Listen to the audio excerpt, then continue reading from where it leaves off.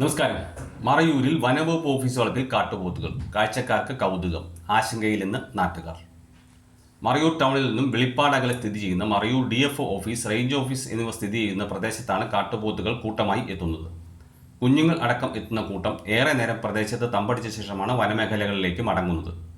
അതുകൊണ്ട് തന്നെ ഇതുവഴി എത്തുന്നവർക്ക് ഇവയെ തൊട്ടടുത്തെന്ന പോലെ കാണാം. ആദ്യമായി കാണുന്നവർക്ക് ഇത് കൗതുക കാഴ്ചയെങ്കിലും പ്രദേശവാസികളിൽ കാട്ടുപോത്തുകളുടെ വരവ് ആശങ്കകൾ സൃഷ്ടിച്ചിട്ടുണ്ട്. വനംവകുപ്പ് ഓഫീസുകളുടെ മുന്നിലൂടെയാണ് സമീപത്തെ വനവാസി ഊരിലേക്കുള്ള പാത ആരംഭിക്കുന്നത്. ഈ പാതയുടെ പല ഭാഗത്തും ഇപ്പോൾ കാട്ടുപോത്തുകൾ കൂട്ടമായി എത്തുന്നുണ്ട്. ജീപ്പുകൾ മാത്രമാണ് ഊരു നിവാസികളുടെ ഏക യാത്രാമാർഗം. ഊരിലേക്കും തിരിച്ചുമുള്ള യാത്രകളിൽ ജീപ്പുകൾ കാട്ടുപോത്തുകളുടെ മുന്നിൽ അകപ്പെടുന്നതിനുള്ള സാധ്യതയുണ്ടെന്നാണ് ചൂണ്ടിക്കാണിക്കപ്പെടുന്നത്. വനവാസികൾ ഒറ്റയ്ക്കും കൂട്ടമായും ഈ പാത വഴി ഊരിലേക്ക് നടന്നു പോകാറുണ്ട്.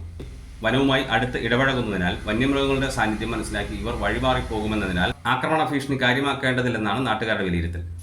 ഇതുവരെ അനിഷ്ട സംഭവങ്ങൾ ഒന്നും ഉണ്ടായിട്ടില്ല എന്നാണ് പ്രദേശവാസികളിൽ നിന്നും ലഭിക്കുന്ന വിവരം. സമീപഭാവിയിൽ മറയൂർ ടൗണിലേക്കും ചുറ്റുമുള്ള ജനവാസ കേന്ദ്രങ്ങളിലേക്കും കാട്ടുപോത്തുകൾ എത്തുമോ എന്ന ആശങ്കയിലാണ് ഒരു വിഭാഗം നാട്ടുകാർ. M4 മലയാളം, മറയൂർ.